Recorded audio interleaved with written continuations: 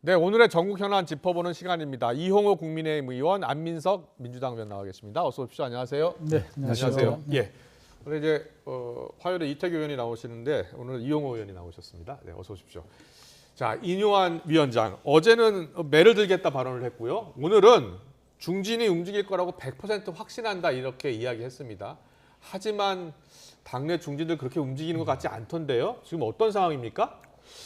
인요한 혁신위원장이 정치인은 아니잖아요. 그렇죠. 예. 그렇기 때문에 정치인의 생리 잘 모를 수도 있어요. 아, 그래요? 그리고 시간을 주면 틀림없이 움직임이 있을 것이다. 이렇게 얘기를 하는데 그러니까 희생할 것이다. 험지 출마할 것이다. 시간을 예. 얼마나 주느냐에 달렸죠. 그러니까 그것도 사실 변수고. 시간이 부족하다고 하는 것 같던데요. 그러니까요. 예를 들면 뭐 시간을 일주일 내에 할 것이냐, 한 달 내에 할 것이냐, 예, 뭐 세 달 내에 할 것이냐 차이가 있기 때문에 그렇고 또 한 가지는 100%라는 건 없습니다. 세상에. 네. 왜냐하면 정치가 생물이고 또 금방 예를 들어서 내가 불출마하려고 그러다가도 다음 날 보면 마음이 바뀌어서 출마하는 경우가 많거든요. 그래서 지금 하여튼 그 인요한 위원장이 어떤 언지를 어떤 분한테 받았는지는 모르겠지만 네. 상황은 매우 유동적이고 네. 지금 인요한 위원장의 기대만큼 당의 중진들이나 지도부가 지금 부응하지 않고 있다. 그건 맞는 것 같아요. 혁신이 조기 예상 가능성은 어떻게 보세요? 물론 오늘 선을 그었습니다. 그럼 위원 가운데 한 명이 이야기했다. 하지만은 또 숨기지는 않더라고요. 저는 그런 가능성이 전혀 없는 것은 아니다고 생각합니다. 예. 왜냐하면 지금 사실 혁신이라고 하는 게 강서 그 구청장 선거 패배 이후에 그렇습니다. 생겼거든요. 예. 사실 일단 뭐 국민 전환을 한 뭐 이런 측면은 있고 굉장히 의욕적으로 출발을 했는데 지금까지 첫 사면 이거 네. 외에는 지금 뭐 관철된 게 그렇습니다. 없단 이준석 말이에요. 전 대표 그리고 홍준표 시장. 그런데 예. 그러면 계속 이런 식으로 그냥 말의 성찬으로만 끝날 것이냐. 본인들도 이건 압박해서 안 되면 무력화가 될 것이고 자칫하면 뭐 태산명동 서일피라는 비판을 받을 수 있기 때문에 예. 저는 뭐 그런 극약 처방을 할 수도 있다. 다만 지도부가 혹은 중진들이 예. 이런 일이 안 생기도록 적절한 출구나 명분을 자꾸 주어가면서 시간을 끌 수 있다 이렇게 생각합니다. 그렇군요. 자, 안민석 의원님은 어떻게 보세요? 민주당도 혁신위가 있었고, 예, 여러 논란이 있기도 했습니다만 인요한 혁신위는 어떻게 전망하세요? 네. 인요한이든 누구든지 간에 네. 지금의 국민의힘의 혁신위원장의 첫 번째 메시지 타겟은 네. 대통령이어야 된다고 생각합니다. 윤석열 대통령이 변해야 한다? 이 혁신위원회가 나타나게 된 게 강서 보궐에서 참패하고 난 다음에 위기감을 느낀 용산이나 국힘에서 혁신위원회를 띄웠고 위원장으로 인요한 그 위원장을 임명한 거 아니겠습니까? 그러면은 그 위원장은 바로 대통령부터 정신 차리고 대통령이 반성하시라. 홍범도 흉상 철거하지 마라. 국민의 민심과 위반된 그러한 일련의 어떤 친일 행위라든지 친일 운동 그런 거 하지 마라. 또 경제 살려라. 민생 살려라. 이런 것들을 대통령을 하기 위해서 하는 게 혁신위원장이 1차적인 과제였는데 핵심은 놔두고 주변부만 지금 계속 때리고 있다 보니까 일이 잘 안 풀리죠. 천하람 위원장도 아까 그 말을 하는 것 같던데요. 근데 그 부분에 대해서 저는 좀 다른 생각을 갖고 있는 것이 대통령 중심제에서는 대통령을 이렇게 하라 하기가 굉장히 어려워요. 더구나 지금 인요한 위원장을 혁신위원장으로 임명한 사람이 김기현 대표잖아요. 김기현 대표가 한 그 위치에서 정권을 주겠다고 했어요. 대통령. 그런데 뭐 김기현 대표가 그런 얘기를 김기현 대표가 하면 모르겠어요. 그런데 이러쿵저러쿵 하기에는 인요한 위원장도 스스로 월권이다 이 얘기를 했고, 그러니까 대통령 중심자에서 대통령은 사실은 상수예요. 그러니까 대통령은 또 최근에 보면 많이 변화가 좀 있고 이런 상황이기 때문에 결국은 당에서 무한 희생을 하고 책임질 사람이 책임을 지는 모습을 충분히 보여야 된다. 그조차도 지금 제대로 사실은 지금 안 되고 있다는 거예요. 알겠습니다. 그런데요, 지금 친윤, 윤핵관 핵심으로 불리는 장제원 의원, 알량한 정치 인생 연장하면서 서울로 가지 않겠다. 지금 지역구가 부산이잖아요.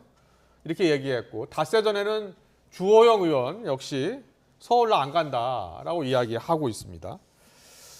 자, 지금 그래서 혁신이 조기 뭐 해산 이야기도 나오고 있는데 물론 이뇨한 위원장 부인하고 있는데요. 오늘 라디오 인터뷰 들어보니까 하태경 의원이 대통령이 머리가 아플 것 같다. 그리고 윤핵관은 지금 없어지는 단계다 이런 말을 했어요. 어떻게 이야기했는지 듣고 두 분 의견 들어보겠습니다. 장제원 의원 사상을 지키겠다고 이야기를 했다는데 수도권 출마 안 한다는 얘기잖아요. 대통령하고 머리를 지키지 않을까 생각이 됐는데 전 대통령이 많이 머리가 아프실 것 같아요. 대통령을 사랑하면 내려놓으라. 그러니까 이뇨한 혁신위원장이 그 얘기를 했잖아요. 당내 다수 중론은 대통령 주문이다. 그러면 윤핵관 이제 그러니까 해체 국면에 접어든 걸로 봐야 되는 거죠. 사실상 그 단계로 갔고. 자, 이건 안민석 의원께 여쭤볼게요. 저 윤핵관이 사실상 없어진 단계에 왔다라는 의견에 대해서는 어떻게 자, 생각하세요? 일단요. 예. 그 장전 의원이 이제 버스 90대를 동원해가지고 세가시를 하지 않았습니까? 그랬습니다. 저희 예. 국회의원들을 봤을 때는 이건 참으로 대단한 거예요. 그 강제 동원을 시켰던, 뭐 그래요? 자발적이었던, 뭐 어떤 형식이었든 간에 90대 동원은 이것은 아마 해방이 처음일 겁니다. 그렇습니까? 최근에 저희 지역구에서요. 예. 시장이 사조직으로 네, 과거에 네. 있었던 그 조직에서 야외를 가는데 한 2달 준비하면서 30대를 동원하더라고요. 뭐 간변단체들이라든지 보조금 주는 지원단체들 예, 예. 탈탈 틀어서 노인정의 어르신들까지 탈탈 지금 틀었고 뭐 화면 나오고 있는데요. 그 속에서 산악회 뭐 모임을 갖는 온갖 것 편법이 같더라고요. 다 있는 예. 그런 데서도 제가 제 지역구 오산서 30대밖에 동원 정말 대단한 못하던데 겁니까, 저게? 장제원 의원이 90대 동원한 거는 지금은 어떤 의미가 있다고 전무후무한 보세요? 예. 세가시를 한 거죠. 세가시를 한 그만큼 본인의 예. 어떤 생사 여탈권에 대한 위기감을 지금 느낀 거라고 보고요. 예. 그리고 그만큼 불안하기도 한 측면을 좀 드러냈다고 봅니다. 네. 과연 장제원 의원이 이 행보를 계속할까? 어떻게 할 것 같아요? 제가 볼 때는 예. 물론 이제 무소속 출마할 수도 있겠죠. 왜냐하면 장제원 의원이 2016년도에 한번 무소속 출마해가 당선된 적이 있거든요. 근데 지금은 장제원 의원은 핵관 중에 핵관이잖아요, 그죠? 네, 네. 권력 너무 가까이 있었어요. 자고로 권력 가까이 있는 정치인은 불타 죽는 게 정치의 이치입니다. 네, 그래서 알겠습니다. 본인이 불타 죽기 전에 발버둥을 치면서 예. 결국에는 무소속 출마 선언하면서 총선 끝난 다음에 임명직을 받지 않을까 저는 그렇게 보고 봅니다. 네, 지금 분석 전망을 해주셨는데 이용호 의원님은 어떻게 보고 계세요? 지금 장제원 의원이 결국은 선택, 희생을 할까요? 아니면 지금 봐서는 서울 안 갈 것이다 이렇게 이야기하는 것 같은데요? 어제 세과시를 엊그저께 하고 예. 또 본인이 알량한 정치 인생을 연장하기 위해서 서울에 가는 일이 없다 이렇게 얘기를 한 것으로 보면 네. 서울에는 안 올 것 같아요. 아, 그러면 남아 있는 것은 무소속 출마? 무소속으로 할 거냐 아니면 불출마할 거냐. 아, 이 부분은 좀 상당히 고민의 시간이 필요하지 않을까 싶고요. 예. 90대씩을 동원해서 동원이라기보다 하여튼 그런 자발적으로 그런 모임이 이루어질 수 있다고 하는 것은 네.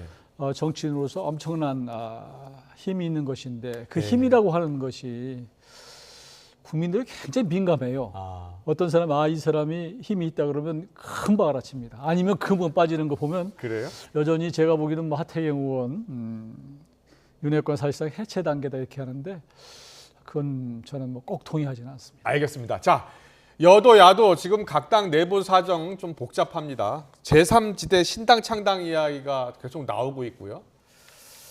뭐 조국 전 장관 신당 이야기도 나오고, 뭐 여당에서는 이준석 전 대표 신당 이야기, 뭐 가시권에 들어갔다는 이야기도 나오고요. 그런데 오늘 송영길 전 민주당 대표도 비례 신당 가능성을 이야기했습니다. 자, 오늘 라디오 인터뷰 듣고 오겠습니다. 전국구용 신당이 만들어질 수밖에 없고 저 역시 이것을 심각하게 고민하고 있다는 말씀을 드리겠습니다. 네. 이준석 대표의 당도 반윤 연대로 끌어들여서 이 정말 무도한 윤석열 이 검찰 독재 정권을 빨리 종식시키는 게 이 국가를 위한 길이다 이렇게 생각합니다. 조국 전 장관하고도 함께 할 수 있습니까? 모든 가능성을 열어놓고 고민하고 있습니다. 네. 자, 지금 물론 총선 5개월 앞으로 다가왔습니다만 신당 이야기가 너무 나오네요. 예, 송영길 전 대표도 신당 이야기했어요. 어떻게 들으셨어요? 가능성 있다고 보세요? 원래 총선 앞두고 나서는 늘 신당 얘기가 많이 나오는 것이거든요. 예, 그런데 예. 송영길 전 대표도 신당 얘기를 하는데 글쎄요. 무슨 명분 갖고 하겠다는 것인지. 네. 본인이 지난번 지금 저 검찰 수사를 받고 있는 이 사안이 예. 국민들이 보기에 이게 간단한 사안이 아니고 전당대회 돈봉투 관련 그럼요. 말씀하시는 엄청난 거죠? 일인데 예. 이럼에도 불구하고 신당을 만들어서 하겠다. 국민들이 누가 좋아할까? 거기에 또 조국 전 장관하고 같이 한다? 이게 무슨 뭐 반윤이라고 얘기하는데 제가 보기에는 반한동훈 장관 뭐 이런 뭐 당을 만드는 거예요. 직접 반윤 연대로 함께 할 수 있다는 표현도 했어요. 그래서 이준석 전 대표가 만드는 신당도 함께 할 수 있다. 반윤 연대가 된다면 이렇게 이야기하더라고요. 그러니까 예. 지금 제가 보기에는 뭐 그런 정도. 그러니까 송영길 장관이 지금 자기가 받고 있는 수사에 대해서 굉장히 감정적으로 지금 수긍을 못하는 것이 아닌가. 본인은 그래서 몰랐다라고 부인하고 그래서 있습니다. 지금 여러 가지 지금 언행하시는 거 보면은 예. 조금 이성적이지 못하다. 조금 예. 감정이 너무 격해 있다. 아. 이런 생각이 드는데요. 예.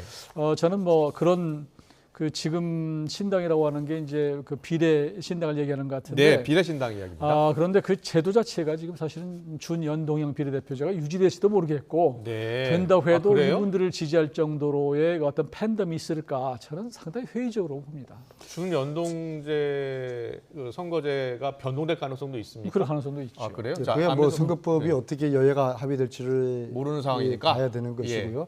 이준석 신당에 대해서는 저는 이준석 대표의 머릿속에는 네. 헤어질 결심이라는 카드 한 손에 들고 또 다른 손에는 돌아올 결심 카드를 들고 있지 않을까 생각이 듭니다. 아, 그래요? 예. 지금 이준석 대표는 이미 대통령으로부터 배제된 상황이니까 네. 본인이 다음에 총선을 하기 위해 가지고는 신당을 만들든 어떻게 하든지 간에 자신의 정치적 공간을 만들고 싶어 하겠죠. 네. 그러면서 다음에 본인이 21대 배치다는 게 아주 그 최고의 목표고요. 예. 그러나 신당이라는 게 현실적으로 굉장히 험한 길이거든요. 네. 이 과정에서 이준석 대표의 몸집이 키워지는 과정에서 여당이나 윤석열 대통령이 위기감을 느낀다고 하면은 저는 윤석열 대통령이 막판에 이준석 대표의 손을 잡아주는 그런 상황이 있지도 않을까. 알겠습니다. 그럴 경우 이준석 예. 대표로서 예. 과연 대통령의 손을 잡지 않을까, 뿌리칠까. 예. 그런 면에서 저는 양손에 그렇군요. 두 결심을 동시에 지금 이 카드를 가지고 있다고 저는 봅니다. 알겠습니다. 자, 이준석 대표가 지금 추진하고 있는 신당 이야기를 지금 말씀해 주신 거고 지금 송영길 전 대표나 조국 전 장관 신당 가능성은 어떻게 보세요? 모두 이제 선거법이 병립형으로 되게 되면은 그분들이 공간이 없어요. 왜냐하면 위성정당 자체가 불가능해 되지 않습니까? 예, 다시 과거 2016년으로 과거 돌아가면 그렇죠. 예. 각 정당이 받는 득표율만큼 비례대표를 그대로 비례대표 40% 의석수를 얻게 되게 가져가는 되면은 겁니다. 예. 이것은 위성정당 출연 자체가 불가능한 것이죠. 네. 그래서 아까 의원님이 말씀하신 것처럼 네. 기존의 21대 선거법처럼 되면 위성정당을 타고서 그럼 소수 정당이 의석수가 더 어렵죠. 조국 예. 신당이든 또 송영길 신당이든 예. 또 조국과 송영길이가 같이 힘을 합쳐서 신당이든 이준석 신당이든 네. 또 다 함께하는 신당에는 가능할 텐데 여기에서 송영길, 이준석은 기본적으로 결이 틀리기 때문에 네. 그걸 함께한다는 건 아무리 함께하기는 반년 어렵고. 전선이지만 불가능한 것 같다고 보고요. 조국 전 대표 경우에 신당, 따라서는 조국 전 장관 신당은요? 예, 조국이나 송영길 정도면은 함께 힘을 연대할 수 있다고 보는데 아, 그것도 역시 예. 두 분의 어떤 재판의 결과 예. 송영길 의원은 지금 현재 소위 말하는 동봉투 사건이 아직 검찰 수사가 예. 시작도 되지 않았거든요. 예. 이 진행 속도를 봐야 되고 조국 장관 역시도 본인은 정치하고 싶은 욕구가 있을 수도 있겠죠. 하지만 네. 재판 결과에 따라 가지고 그것은 좌우된다고 봅니다. 알겠습니다. 그런데 어제였죠. 법원이 이재명 대표 위증교사 사건을 따로 심리하겠다라고 하면서 다시 이재명 대표 사법 리스크 이야기하는 분들이 있습니다. 정치적으로 파장도 예상이 되고요. 자, 어떻게 보세요, 이용호 의원님? 사실은 그 위증교사 사건 요 네. 부분이 이제 지난번에 유창훈 그 판사가 이재명 대표에 대한 영장 실질 심사에서 기각을 하면서 예. 이 위증교사 부분은 뭐 저기 혐의가 예. 소명된다, 혐의가 있다 이렇게 얘기를 했거든요. 네. 이 사안은 이미 그렇게 판사가 얘기할 정도 되고 예. 아주 단순한 사건이기 때문에 지금 뭐 다른 백현동 무슨 뭐 그다음에 대장동 여러 가지 사건과 병합하는 것이 맞지 않다라고 여론이 많이 있었어요. 일주일에 지금 재판 2번 참석해야 되는데 이것 따로 하면 3번 참석해야 돼요. 네, 그래서 이 부분은 이제 별도로 하겠다는 거 아니에요? 예. 별도로 하면은 머지않은 시기에 아마 선고가 될 수도 있다고 하는 기대가 있는데 예. 문제는 그러면서도 또 이 판사가 뭐라고 그랬냐면 예. 분리 선고를 할지 병합 선고를 할지 그러니까 이게 심리는 분리해서 하되 또 실제로 선고는 예. 병합할지 분리할지는 재판 결과를 좀 봐가면서 결정하겠다 이렇게 또 여지를 남겼기 때문에 예. 그래서 저는 사실은 요즘에 이 여러 가지 사법부도 그렇고 정치권도 그렇고 이 상황을 보면 우리 정치권은 툭 하면은 사법부한테 뭐 물어보잖아. 이게 어떻게 된 거냐고 해서 뭐 사법부로 가져가는 소위 정치의 사법화가 이루어졌는가 하면 또 사법부도 이 정치권의 눈치를 많이 보는 것 같아요. 그래서 그렇습니까? 거꾸로 또 사법은 사법의 정치화가 됐다. 그래서 이 판사도 지난번에 유창훈 판사 같은 경우도 저는 굉장히 우리 정치권의 눈치를 봤고 네. 이번에 이 판사도 이렇게 하면서 또 여러 여지를 두는 거 봐서는 눈치를 보고 있다라고 생각을 합니다. 그렇군요. 민주당에서 지금 어떻게 보고 있어요? 이 지금 분리하기로 한 법원의 절차. 이 문제가 예. 이재명 대표는 병합 심리를 원했고 예, 그렇습니다. 검찰은 이제 분리 심리를 예. 이제 원했지만 이제 법원은 결국에는 이제 분리 심리 하겠다고 했는데 그렇습니다. 법원이 어떤 정치적인 의도를 가지고 이렇게 판단했다고 보지는 않고요. 예. 이게 이제 분리 심리를 하더라도 이제 재판 시작도 되지 않은 거 아니겠습니까? 네, 네. 그렇기 때문에 이것이 앞으로 6개월 내에 이제 총선 기준으로 해서 총선 전에 1심 판결이 날지 안 날지 예. 반반이라고 보고요. 네. 설사 1심 판결이 나더라도 1심에 불과하기 때문에 이재명 대표의 사법 리스크에 크게 우려가 되는 뭐 그런 것 같지는 그때 않고요. 지난 단지 9월에 영장 청구됐고 이제 기각될 당시에 그 당시 때 이제 유창훈 영장전담 부장판사가 이 위증 교사 혐의는 소명되는 것으로 보인다라고 밝힌 그 부분이 있기 때문에 이제 이런 이야기들이 나오는 거거든요. 그렇죠. 예, 예. 그래서 이제 그렇게 사법부가 판단한 것 같은데요. 단지 이제 검찰의 입장에 보면은 지난 9월에 이재명 대표 이제 구속에 실패함으로써 예. 검찰의 미신이 많이 깎였고 네. 한동훈 법무장관 입장에서는 좀 그 나름대로 위기에 처한 상황이 되지 않았겠습니까? 예. 여권에서 봤을 때 예, 예. 저거 왜 구속을 못 시켜 그렇게 됐죠. 그래서 검찰로서는 이번 분리심리가 네. 검찰로서는 반격의 기회 내지는 반격의 기회 정도가 되었다 정도로 좀 알겠습니다. 네. 민주당 내에서는 비명계가 계속 이재명 대표 험지 출마론 이야기하고 있거든요. 오늘도 이원욱 의원이 이런 이야기를 했습니다. 듣고 오겠습니다. 이재명 대표 험지 출마해야 된다고 생각하세요? 당연하죠. 어디가 험지라고 생각하세요? 저는 고향이 최적격이라고 생각합니다. 성남시장 2번 했죠. 네. 경기도지사 했죠. 예. 그다음에 국회의원 하고 있죠. 예. 대통령 후보였죠. 예. 지금 당대표까지 하고 있죠. 이 정도의 기득권자가 어디 있습니까? 이재명 대표와 이재명 대표의 측근들이 먼저 선택해 준다면 난 언제든지 당이 가라는 데 갑니다. 이원욱 의원도 3선이거든요. 그래서 이재명 대표 측근들이 먼저 험지 선택하면 나도 당에 가라는 데 가겠다라는 겁니다. 그 정치인들의 표현이 가하면요, 그게 다 이유가 있는 겁니다. 아까 네. 인유한 위원장이 뭐 100% 자기가 이야기한 대로 될 것이다. 세상에 100%가 어디 있습니까? 특히 정치가 수학 문제 푸는 것도 아니고요. 예. 그다음 이원욱 의원님이 저런 표현하시는 거는 나름대로 뭔가 어떤 이유가 있는 겁니다.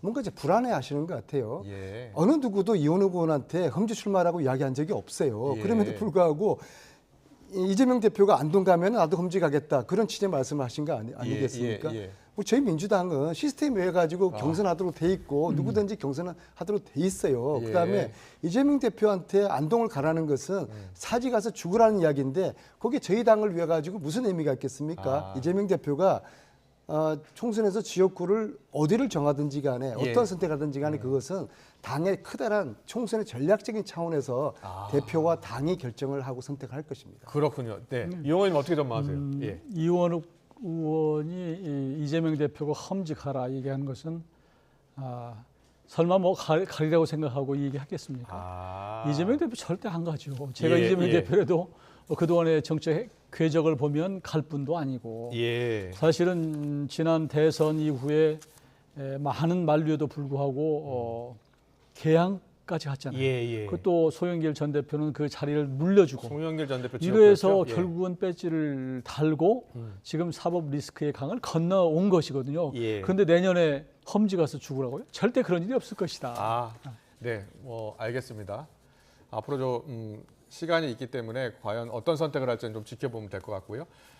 그리고 오늘 KBS 박민 사장이 기자회견도 했고요. 그리고 이제 언론 보도도 났습니다만 여러 가지 인사가 있었던 것 같습니다. KBS 신임 사장 인사와 관련해서 야당에서는 박민 사장 KBS 점령 작전 일사 처리로 진행이 됐다, 구태타 방불 했다 이렇게 비판을 했고, 여당에서는 KBS 본연의 자세로 돌아오길 정치권 개입 말아야라는 입장을 밝혔습니다. 자, 안민석 의원님은 어떻게 보셨어요? KBS 사장은 혼자서 그렇게 생각하시는 것 같아요. 네. 국민들이 보실 때는 KBS가 나름대로 올바른 방송을 하고 있고, 그런데 최근 며칠 사이에 아주 유명하고 국민들이 자주 듣던 프로들이 많이 없어졌어요.